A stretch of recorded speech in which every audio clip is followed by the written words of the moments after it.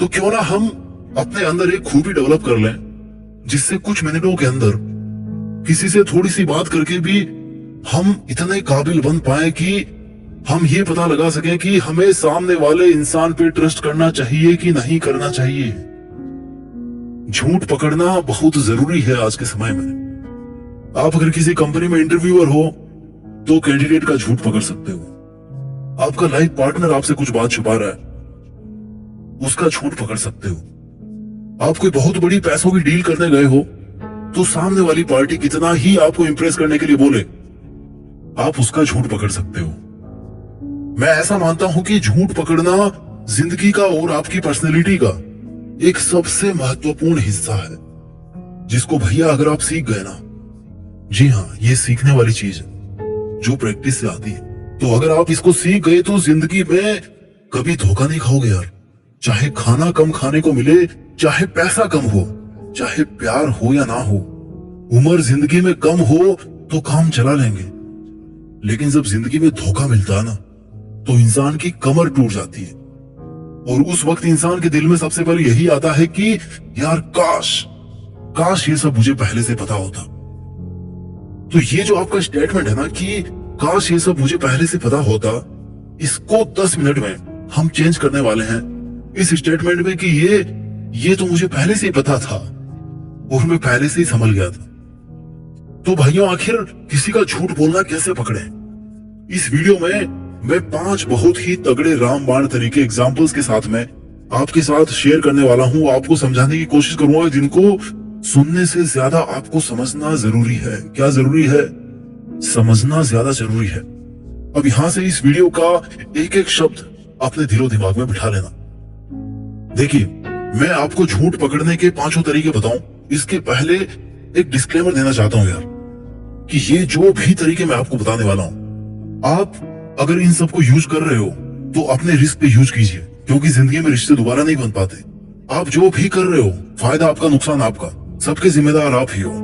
मैं कोई गारंटी नहीं ले रहा कि ये तरीके 100% आपके लिए काम करेंगे। तो मैं यही चाहूंगा कि किसी के नुकसान के लिए नहीं, बल्कि आपके फायदे के लिए, आपको सही रास्ता दिखाने के लिए और आपके खुद के सेटिस्फेक्शन के लिए इन तरीकों को आप यूज करें, जो मैंने काफी रिसर्च करके कहीं तहीं से ढूंढ के आपके लिए तैयार किए हैं। मेथड नंबर 1, झूठ को बढ़ा के पूछे। अब ये कौन सा तरीका है यार, झूठ को बढ़ा के पूछे तो अगला बंदा सच बता देगा। देखिए, उदाहरण से समझते हैं। आपके पर्स में 5000 रुपए पड़े थे। आप किसी फ्रेंड के साथ में रूम शेयर करते हो। आप किसी दिन मॉर्निंग में उठे और आपने अपना वॉलेट चेक किया और उसमें केवल आपको 3000 रुपए मिले, यानी कि 2000 रुपए आपके गायब हो गए। इन 2000 रुपए के अलावा आपके पर्स में बाकी सब एटीएम कार्ड वगैरह वही है, उनको किसी ने चोरी नहीं किया। यानी कि जिसने भी पैसे मारे हैं उसने केवल 2000 रुपए निकाले हैं। अब आपको लग रहा है कि आपके जो साथ वाला बंदा है ना, जिसको आप अपना फ्रेंड मानते हो, जिसके साथ में अपना रूम शेयर करते हो, उसने आपका पैसा मारा है। तो आप उससे कहो कि तुमने मेरे 5000 रुपए क्यों निकाले, तुमने मेरा एटीएम कार्ड क्यों चोरी किया है।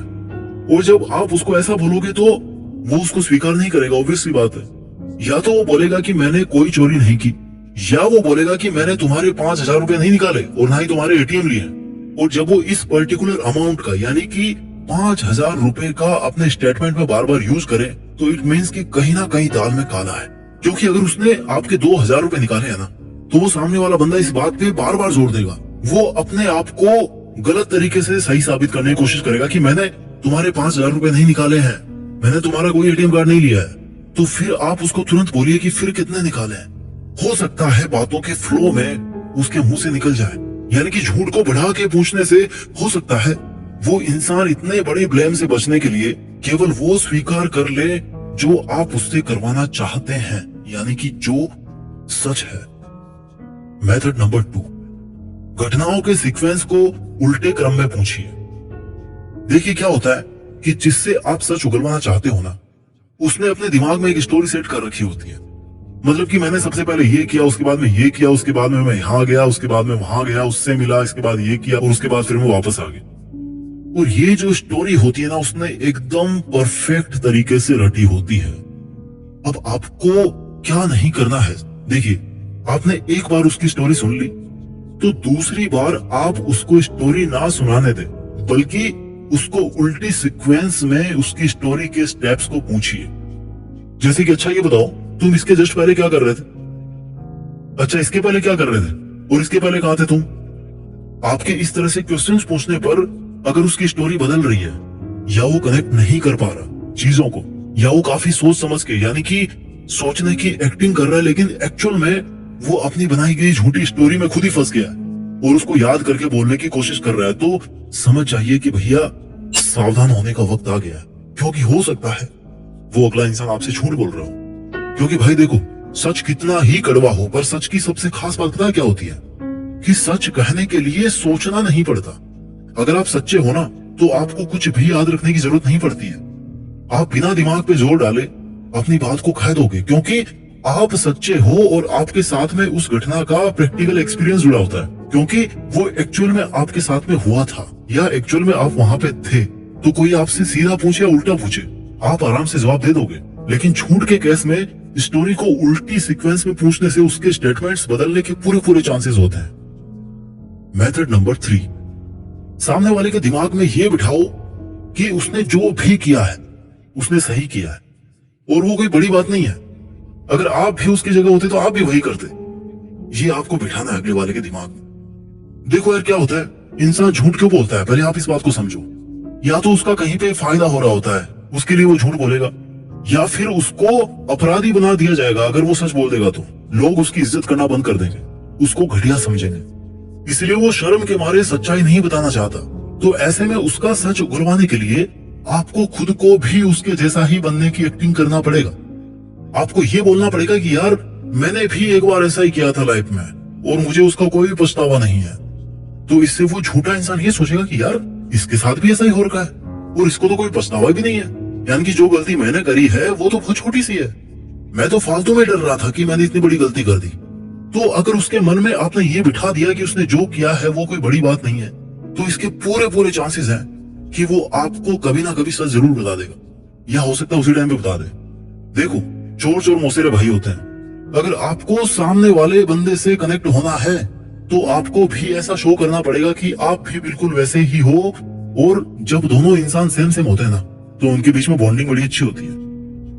मेथड नंबर 4, सामने वाले को ज्यादा से ज्यादा मौका दीजिए बोलने का और उसके वाक्य उसी को पूरा करने दीजिए। अब इसका मतलब क्या है कि सामने वाले को ज्यादा से ज्यादा मौका दो बोलने का और वो सच उगल देगा। देखिए, अगर आप सामने वाले को ज्यादा से ज्यादा मौका देंगे बोलने का, तो जरूरी नहीं कि वो सच बोल दे, लेकिन इस बात के चांसेस बढ़ जाएंगे कि वो जितना ज्यादा बोलेगा, जितना बार बार बोलेगा, उतने ही उसके स्टेटमेंट्स चेंज होने के चांसेस बढ़ जाते हैं। और हो सकता है वो कोई ऐसी बात बता दे जो उसने पहले कभी नहीं बताई हो, या पहले कुछ और बताया था और अब कुछ और बता रहा है। तो इसका मीनिंग यही निकलता है कि जरूर आगे भी इसके स्टेटमेंट चेंज होने के चांसेस है। तो यहाँ पर भी एक संभावना बनती है कि जो सामने वाला इंसान बोल रहा है ना, वो शायद झूठ हो। तो ऐसी कंडीशन में उसका विश्वास करना थोड़ा सा मुश्किल हो जाता है। जब भी आप सामने वाले से सवाल जवाब कर रहे हो ना, और जब वो आपका जवाब दे रहा है, तो आप चुपचाप बैठिए और उसके वाक्यों को आप पूरा मत कीजिए, उसको खुद को पूरा करने दीजिए अपने स्टेटमेंट्स को। जैसे मान लो कि अगला बंदा बोला कि उसके बाद, और फिर वो रुक गया, तो आप उसका सेंटेंस पूरा मत करो कि अच्छा उसके बाद तुम वहां पे गए थे। नो, वो भले ही कितना ही सोचे, उसको सोचने दो, उसको खुद को ही ज्यादा से ज्यादा बोलने का मौका दीजिए और उसके वाक्य उसी को पूरा करने दीजिए। अगर आप सामने वाले के सेंटेंसेस पूरा करने लग गए ना, तो उसके लिए तो भैया और भी आसान हो गया झूठ बोलना, स्टोरी बनाना। मेथड नंबर 5, सामने वाले बंदे का जल्दी जवाब देना और फिर मेन बात से मुकर जाना। मान लीजिए कहीं कुछ गड़बड़ हो गई और आपको किसी पे शक है और आपने तुरंत उसको पूछ डाला कि भैया तुमने तो कहीं ऐसा नहीं किया, और वो तुरंत आपको जवाब देता कि नहीं मैंने तो ऐसा नहीं किया, मैंने तो ये पर्टिकुलर काम नहीं किया है। यानी कि आपने तो सिर्फ उसको ये बताया कि कुछ गड़बड़ी तो नहीं की उसने, और उसने आपको डिटेल में बता दिया पहले कि यार मैंने तो ऐसा नहीं किया है। ये मान लो सामने वाला बंदा एकदम झपाक से जवाब दे रहा है ना, तो कुछ ना कुछ गड़बड़ है। वो ऐसे जवाब दे रहा है जैसे मान लो उसने अच्छी तरह से सब कुछ रटा हुआ है, और जब आप मेन बात को, मुख्य बात पे जब आप आएंगे, उसको आप उससे स्वीकार करवाना चाहेंगे, तो वो ऐसे बिहेव करेगा जैसे कुछ हुआ ही नहीं हो, या वो हर चीज को बड़े अच्छे से एक्सप्लेन करेगा। लेकिन जब आप उससे मेन बात पूछने पे आओगे ना, तो उसको वो एक झटके में खत्म कर देगा कि नहीं ऐसा कुछ नहीं है। मतलब कि जो झूठ बोलते हैं ना, वो बोलते बहुत ज्यादा है लेकिन बताते कुछ नहीं। आलतू फालतू की चीजों को बहुत ज्यादा डिटेल में समझाएंगे, ताकि सामने वाले को ये एहसास हो कि वो उनके साथ में कोऑपरेट कर रहे हैं। लेकिन मेन बात पे जब भी आएंगे ना, वहां से जंप मार देंगे। उनका बॉडी लैंग्वेज बदलने लगेगा और उनके शरीर का हाव भाव बदलने लगेगा, उनकी आवाज बदलने लगेगी। या हो सकता है आपको धमकी दे डाले कि अगर इसके आगे तुमने एक भी सवाल पूछा ना तो मैं ये कर दूंगा या वो कर दूंगी। यानी कि उससे आप सब कुछ पूछिए लेकिन वो सवाल मत पूछिए बस। तो इससे भी संभावना बढ़ जाती है कि हो सकता है सामने वाले ने वो काम किया हो, वो गलती की हो जिसको वो बताना नहीं चाहता, या उसके बारे में वो कोई बात नहीं करना चाहता।